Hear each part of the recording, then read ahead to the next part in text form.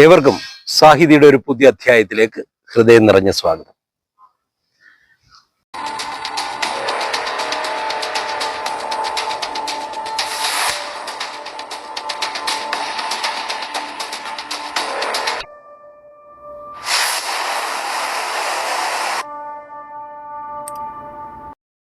കേരള ചരിത്രം പറയുമ്പോൾ ഒരിക്കലും മറക്കാനാവാത്ത നിറഞ്ഞു നിൽക്കുന്ന ഒരേട് അത് തിരുവിതാംകൂർ ചരിത്രമാണ്.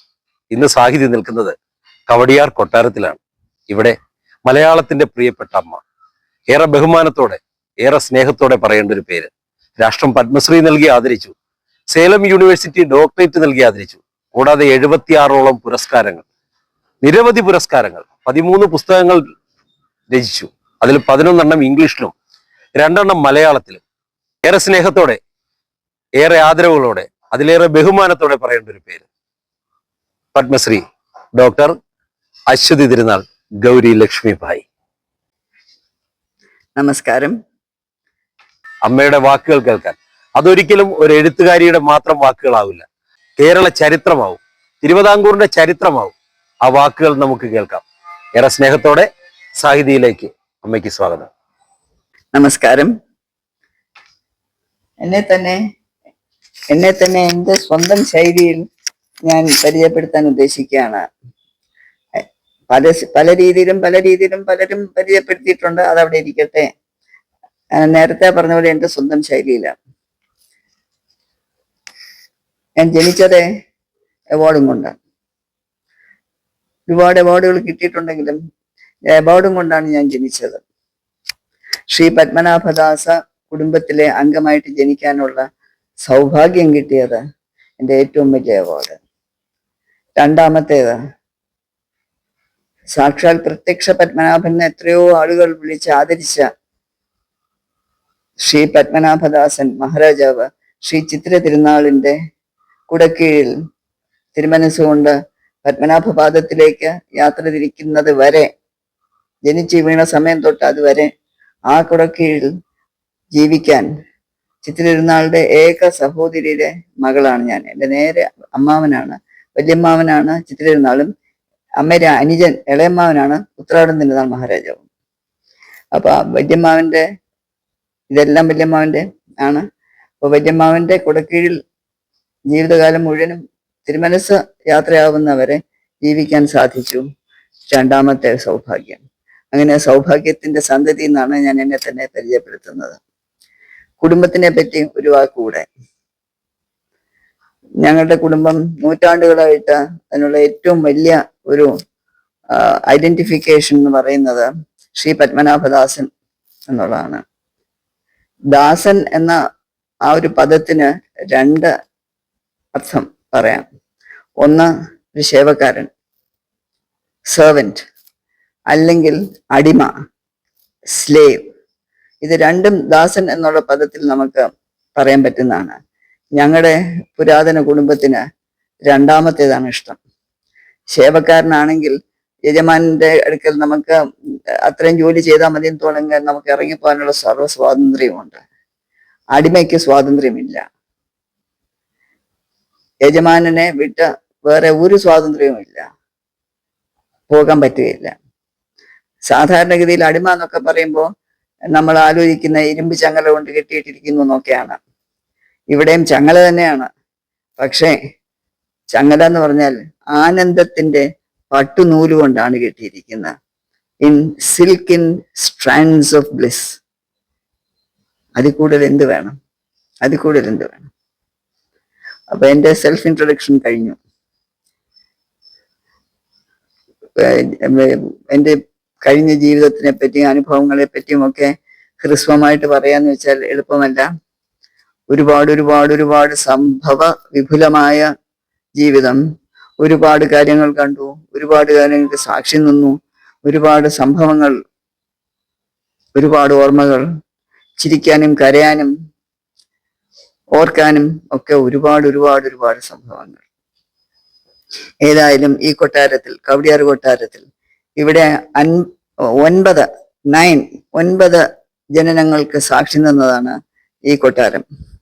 ഇവിടെ എൻ്റെ അമ്മ കാർത്തിക തിരുനാൾ ലക്ഷ്മിബായി തമ്പുരാട്ടിക്കും, എൻ്റെ അച്ഛൻ പൂഞ്ഞാറ്റ് കൊട്ടാരത്തിലെ കേണൽ GV രാജ, ഗോദവർമ്മ രാജ. അച്ഛനെ പറ്റി സ്പോർട്സിലാണെങ്കിലും ഏവിയേഷൻ ആണെങ്കിലും ടൂറിസം ട്രാവലിനൊക്കെ അച്ഛന് ഒരു വലിയ പേരാണ് കേരളത്തില്. അപ്പൊ അവരുടെ മൂന്നാമത്തെ കുട്ടി ഞാൻ, മൂന്നാമത്തേതാണ്. ഞങ്ങള് അമ്മയ്ക്ക് 4 കുട്ടികൾ. എൻ്റെ ജ്യേഷ്ഠൻ അണ്ണൻ 6 വയസ്സിൽ പോയി. അന്ന് എൻ്റെ ജ്യേഷ്ഠത്തിൽ പോയിരുന്നാളുണ്ട്, ഞാൻ ജനിച്ചിട്ടില്ല. അപ്പൊ അണ്ണൻ, അക്ക, ഞാൻ, എൻ്റെ അനുജൻ മൂലം തിരുനാൾ രാമവർമ്മ, ഇപ്പോഴത്തെ മഹാരാജാവ് ഉണ്ടെങ്കിൽ മഹാരാജാവ് അല്ലെങ്കിൽ വലിയ തമ്പുരാൻ എൻ്റെ അനുജനാണ്. ഞങ്ങൾ 4 പേരും, അമ്മയ്ക്ക് 4 കുട്ടികൾ, ഞങ്ങൾ 4 പേരും ഇവിടെ തന്നെയാണ് ജനിച്ചത്. അണ്ണൻ 6 വയസ്സിൽ ഹാർട്ടിന് ചെറിയ കുഴപ്പമുണ്ടായിരുന്നു, അണ്ണൻ പോയി. കന്യാകുമാരി വെച്ചാണ് പോകുന്നത്. ലോകമഹായുദ്ധം നടക്കുന്നു, 2ാം ലോകമഹായുദ്ധം നടക്കുന്നു. അതൊക്കെ വലിയ കഥകളാണ്, വലിയ ചരിത്രങ്ങളാണ്. അതിലേക്കൊന്നും പോയാലും എത്തും പിടിയും ഇല്ലാതെ പോവും. പക്ഷെ എന്തായാലും അണ്ണന്റെ ഓർമ്മയില് സ്വന്തം രൂപ എടുത്ത, സ്റ്റേറ്റിന്റെ രൂപയല്ല, സ്വന്തം സ്വകാര്യ സ്വത്തിൽ നിന്നും ചിത്രതിരുനാൾ മഹാരാജാവ് തിരുമനസ്സുകൊണ്ട് കുട്ടികൾക്ക് വേണ്ടി ഒരു ആശുപത്രി കിട്ടി. അതിനുവേണ്ടി സ്റ്റേറ്റിന്റെ പണം എടുത്തിട്ടില്ല. 6-8 ലക്ഷമായിരുന്നു അന്ന്. ആ ആശുപത്രിയാണ് ഇന്ന് medical college, Ulloor medical college കോംപ്ലക്സിന്റെ ബിന്ദു, ന്യൂക്ലിയസ് അതാണ്. അതിന്റെ പേര് SAT ഹോസ്പിറ്റൽ. SAT ഹോസ്പിറ്റൽ പലർക്കും അറിയാം. പക്ഷെ SAT ഹോസ്പിറ്റലിന്റെ ഫുൾ നെയിം എത്ര പേർക്ക് അറിയാം എന്നുള്ള സംശയം. SAT ശ്രീ അവിട്ടം തിരുനാൾ, SAT ശ്രീ അവിട്ടം തിരുനാൾ ഹോസ്പിറ്റൽ. അവിട്ടം തിരുനാൾ എന്റെ ജ്യേഷ്ഠൻ. ഞങ്ങളെയൊക്കെ ഞങ്ങളുടെ കുടുംബത്തിൽ തന്നെ എല്ലാവരെയും കൂടുതൽ നക്ഷത്രം വെച്ചാണ് അറിയുന്നത്. എന്തുകൊണ്ടെന്ന് വെച്ചാൽ പലപ്പോഴും വളരെ കുറച്ച് പേരുകളേ ഉള്ളൂ. അപ്പൊ പേരും പിന്നെയും വരുമ്പോ ഒരു കൺഫ്യൂഷനാണ്.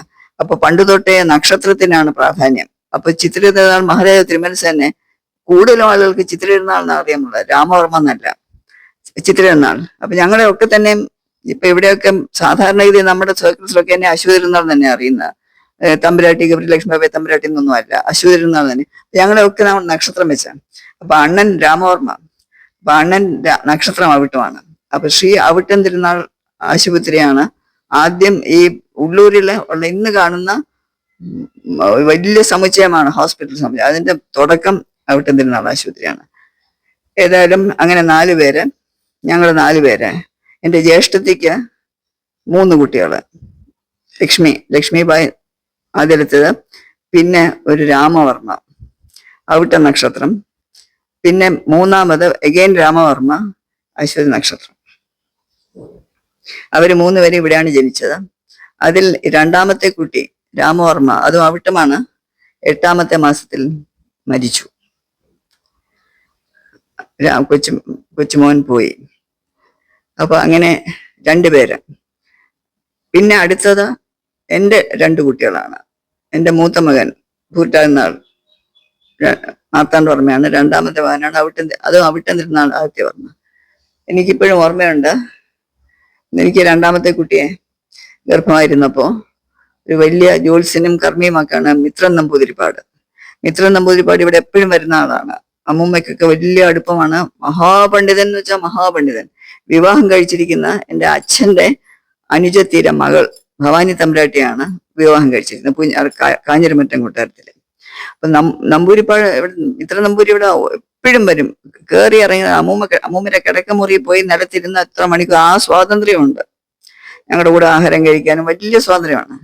അപ്പൊ ഒരിക്കലും അമ്മൂമ്മ എന്നെ ആളയച്ചു. അപ്പൊ മിത്ര നമ്പൂരിപ്പാട് അവിടെ ഉണ്ട്.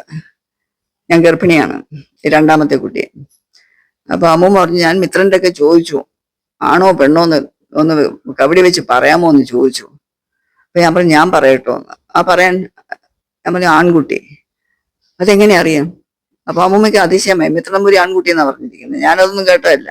ഞാൻ പറഞ്ഞു, അമ്മൂമ്മന്റെ മുഖം നോക്കി ഞാൻ പറയായിരുന്നു, നിമിത്ത ലക്ഷണം എന്ന് വെച്ചാൽ അമ്മൂമ്മയ്ക്ക് പെൺകുട്ടികളെയാണ് ഇഷ്ടം. അപ്പൊ ഇത് ആൺകുട്ടി എന്ന് പറഞ്ഞതിന്റെ വിഷമം അമ്മൂമ്മയുടെ മുഖത്തുണ്ട്, കുറച്ച് ദുഃഖിച്ചിരിക്കുക. അത് ആ ദുഃഖഛായ കണ്ടുകൊണ്ട് ഞാൻ നിശ്ചയിച്ചു ആൺകുട്ടി എന്ന് പറഞ്ഞിരിക്കുന്നത്. അങ്ങനെയാണ് ആൺകുട്ടി എന്നാണ് പറഞ്ഞത്. എന്നിട്ട് എപ്പോഴാണ് പ്രസവം എന്നൊക്കെ ചോദിച്ചപ്പോൾ എനിക്ക് ഇപ്പോഴും ഓർമ്മയുണ്ട്. മിത്ര നമ്പൂരിപ്പാട് May 17 ഏതോ ഒരു ദിവസം പറഞ്ഞു. എടുത്തു നോക്കിയപ്പോൾ May 17 മെയ് 17 നോക്കിയപ്പോൾ നക്ഷത്രം അവിട്ടം. അമ്മൂമ്മ പറഞ്ഞു വേണ്ട, 2 അവിട്ടത്തിനെ കണ്ടു, ഇനി ഒരവിട്ടം വേണ്ട, നമുക്ക് എങ്ങനെയെങ്കിലും എന്തെങ്കിലും പൂജ എന്തെങ്കിലും ചെയ്ത് നക്ഷത്രം മാറ്റിക്കൂടെ, പ്രസവ സമയം മാറ്റിയാൽ ദിവസം മാറ്റിയാൽ മതിയല്ലോ. മിത്രൻ നമ്പൂരി പറഞ്ഞു പറ്റൂല, അന്ന് തന്നെയായിരിക്കും ജനനം, മാറ്റാൻ പറ്റുകയില്ല. പക്ഷേ ദോഷങ്ങളൊന്നും വരാതിരിക്കാൻ വേണ്ടി ചില കാര്യങ്ങളൊക്കെ പറഞ്ഞു. അവിട്ടം നക്ഷത്രം നല്ല നക്ഷത്രമാണ്, അവിട്ടം തവിട്ടിലും പിറക്കുന്നൊക്കെയാ പറയുന്നത്. പക്ഷെ ഞങ്ങളുടെ കുടുംബത്തില് ഈവൻ നേരെ പണ്ടൊരു മഹാരാജാവ് ഉണ്ടായിരുന്നു, ബാലരാമവർമ്മ തിരുമനസ്. അദ്ദേഹം അവിട്ടമായിരുന്നു, അദ്ദേഹത്തിന് വളരെ കഷ്ടമായിരുന്നു, വളരെ ചെറുപ്പത്തിലാണ് മരിക്കുന്നതൊക്കെ. വേലുത്തമ്പി തളവരെ കാലത്തൊക്കെ ആ ഒരു അദ്ദേഹത്തിന്റെ കാലമാണ് കുറച്ചൊരു കഷ്ടം പിടിച്ച കാലം. ഈ 12 ക്രൗണ്ട് ഹെഡ്സിന്റെ കാലത്തിന് ഇദ്ദേഹം ബാലരാമവർമ്മയിലാണ് ഏറ്റവും കഷ്ടമായിട്ട് വന്നത്. അപ്പൊ എന്തായാലും നല്ല സമയത്ത് ജനിക്കാനും അങ്ങനെയൊക്കെ വഴിപാടൊക്കെ നടന്നു. അങ്ങനെ കറക്റ്റ് മെയ് 17 തന്നെയാണ് അവിട്ട നക്ഷത്രത്തിന് അന്ന് തന്നെയാണ് ആദിത്യനെ പ്രസവിച്ചത്. ആ നക്ഷത്രത്തിന്റെ ശൗര്യം കാണിച്ചു. 10 വയസ്സിലേക്ക് വലിയ അസുഖം വന്നു. അതിനെപ്പറ്റി ഒന്നും പറയുന്നില്ല, എന്തൊക്കെയാ കേട്ടത് എന്തൊക്കെയാ കണ്ടത്, ഭഗവാനെ എന്തൊക്കെ കേട്ടു, എന്തെല്ലാം കഴിഞ്ഞിട്ടുടക്കം ബോംബെയിൽ പോയി ന്യൂക്ലിയർ ടെസ്റ്റ് നടത്തി, അവിടെ എന്തെല്ലാം കേട്ടു, ഒന്നും പറയാനില്ല. ഡോക്ടർ കൊളാബാവാലെ ചോദിച്ച് എനിക്കിപ്പോഴും ഓർമ്മയുണ്ട്, ഈ ഒരു കുട്ടിയേ ഉള്ളോ, ഇനിയും കുട്ടികളുണ്ടോ? അപ്പൊ ഇയാള് 2ാമത്തെ കുട്ടിയാണ്. എന്റെ ഹസ്ബൻഡിന്റെ ഒക്കെയാണ് ചോദിച്ചത്. ഒന്നും പറയാൻ പറ്റുകയില്ല. ഒരു സൈഡിലാണെങ്കിൽ നമുക്ക് മാറ്റാം, കിഡ്നി എടുത്ത് മാറ്റാം. പക്ഷെ അത് പടർന്നു പോയിട്ടുണ്ടെങ്കിൽ മറ്റേ, അത് ക്യാൻസറിനെ പറ്റിയാണ് പറയുന്നത്, മറ്റേ സൈഡിലേക്ക് കൊണ്ട് വരികയാണെങ്കിൽ ഒന്നും ചെയ്യാൻ പറ്റില്ല. പാഞ്ചാലിയുടെ വസ്ത്രാക്ഷേപത്തിന് അവസാനം വന്നപ്പോ വസ്ത്രം വന്നതുപോലെയും ഗജേന്ദ്ര മോക്ഷത്തിൽ ഇന്ദ്രദ്യുമ്നനെ അവസാനം രക്ഷിച്ചതുപോലെയും അവസാനത്തെ നിമിഷം ഇവിടെ നമ്മുടെ മെഡിക്കൽ സയൻസിനെ അതിശയിച്ചുകൊണ്ട് നേരെ തിരിഞ്ഞു വരുന്നു ഡയഗ്നോസിസ്. ഡോക്ടർമാരെയൊക്കെ അതിശയിച്ചു. ഇപ്പോഴെനിക്ക് ഓർമ്മയുണ്ട്, this is A miracle madam, this is A miracle, ഇതൊരു അത്ഭുതമാണ്, ഇതൊരു അത്ഭുതമാണെന്ന് അവർ പറയുന്നത്. എങ്ങനെ ഇത് തിരിഞ്ഞു വന്നു എന്ന് എനിക്ക് അപ്പൊ ഇതേ തോന്നിയുള്ളൂ. പത്മനാഭ എത്രയോ എത്രയോ കാണിച്ചു തന്നു, ഇതാ ഒരു അത്ഭുതം, ഞങ്ങളുടെ ജീവിതത്തിലുള്ള അത്ഭുതം ഒന്ന് ഇത് തന്നെയാണ്. പക്ഷെ വലിയ ഓപ്പറേഷൻ തന്നെയായിരുന്നു, വളരെ വലിയ ഓപ്പറേഷൻ, 10 വയസ്സിന്റെ ഓപ്പറേഷന് വേണ്ടി വന്നു. പക്ഷെ ക്യാൻസർ അല്ല, കിഡ്നി പോയിട്ടില്ല. പക്ഷെ ആദിത്യന്റെ ദേഹത്ത് വലിയ കയറ് പിരിച്ചിട്ടിരിക്കുന്ന പോലെ വലിയൊരു സ്കാർ ഉണ്ട്, ഓപ്പറേഷൻ സ്കാർ, 13 തയ്യലുമായിട്ട്. ഡോക്ടർ പറഞ്ഞു 6 മാസം കഴിഞ്ഞാൽ അതങ്ങ് പോകുമെന്ന്. ഇനിയിപ്പോ അയാൾക്ക് അന്നയാൾക്ക് 10 വയസ്സ്, ഇപ്പൊ അയാൾക്ക് 50 വയസ്സൊക്കെ ആയല്ലോ. എന്നിട്ട് അതങ്ങനെ പിരിഞ്ഞങ്ങനെ കിടക്കുന്നുണ്ട്. ഞാൻ പറയുന്നത് അത് പോരുത്, അതവിടെ കിടക്കട്ടെ, ഭഗവാന്റെ കാരുണ്യത്തിന്റെ കയ്യൊപ്പായിട്ട് അതവിടെ കിടക്കുകയാണ്. As a signature of his clemency and grace. ആദ്യത്തിന് ആയുസ് നീട്ടിക്കൊടുക്കുന്ന ഒരു ഡോക്യുമെന്റ് ആയിട്ട് അതവിടെ കിടക്കുന്നു. ഇപ്പോഴും ദേഹത്തുണ്ടത്. അപ്പൊ അങ്ങനെ ഒരുപാട് കാര്യങ്ങൾ പറയാൻ വന്നതല്ല. ഞങ്ങള് 9 ജനനങ്ങൾ ഈ കെട്ടിടം കണ്ടതാണ്. അത് അങ്ങനെ ഞങ്ങളെല്ലാരും ഇവിടെ തന്നെ വളർന്നത്. എൻ്റെ ജ്യേഷ്ഠത്തെയും അനുജനും ഞാനും സ്കൂളിൽ പോയിട്ടില്ല. കുട്ടികളൊക്കെ സ്കൂളിൽ പോയി, ഞങ്ങളുടെ കുട്ടികളൊക്കെ സ്കൂളിൽ പോയി. ഇവിടെ തിരുവനന്തപുരത്ത് തന്നെയാണ്, ആരെയും വെളിയിലൊന്നും അയച്ചിട്ടില്ല, ഇവിടെ തന്നെയാണ് പഠിച്ചത്. പക്ഷെ ഞങ്ങൾ 3 പേരും ഈ കൊട്ടാരത്തിൽ തന്നെയാണ് പഠിച്ചത്. ട്യൂട്ടേഴ്സ് വന്ന് ഞങ്ങളെ പഠിപ്പിക്കും, അങ്ങനെ പഠിച്ചു. അപ്പൊ ഞങ്ങൾക്ക് പറയുകയാണെങ്കിൽ വേറെ കൂട്ടുകാരൊന്നും ഇല്ല, സ്കൂളിലൊന്നും പോയില്ലല്ലോ. പക്ഷെ അങ്ങനെ കൂട്ടുകാരില്ലെന്ന് പറയുമ്പോൾ ഞങ്ങൾക്ക് ഒരുപാട് കൂട്ടുകാരുണ്ട്. ചെടിയും കാറ്റും പൂക്കളും പക്ഷിയും ഒക്കെ ഞങ്ങളുടെ കൂട്ടുകാരാണ്.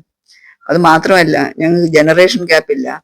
ഇന്ന് പലർക്കും, പല കുട്ടികൾക്കും പ്രായം കൂടിയവരൊക്കെ എന്ത് പറയണം എന്നറിയാൻ വയ്യ. പിന്നെ കമ്മ്യൂണിക്കേഷൻ ഇന്ന് വളരെ കുറഞ്ഞുപോയി. അതിപ്പോ ഈ മൊബൈലും വാട്സപ്പും ഒക്കെ വന്നപ്പോ ആർക്കും സംസാരിക്കാൻ സമയമൊന്നുമില്ല, എല്ലാവരും ഇത് കുത്തിക്കൊണ്ടിരിക്കുക. ആർക്കും ഒന്നും സംസാരിക്കാനോ ഒന്നിനും ആഹാരത്തിന് വന്നാൽ തന്നെ എല്ലാവരും ഇതും കൊണ്ടുവരും.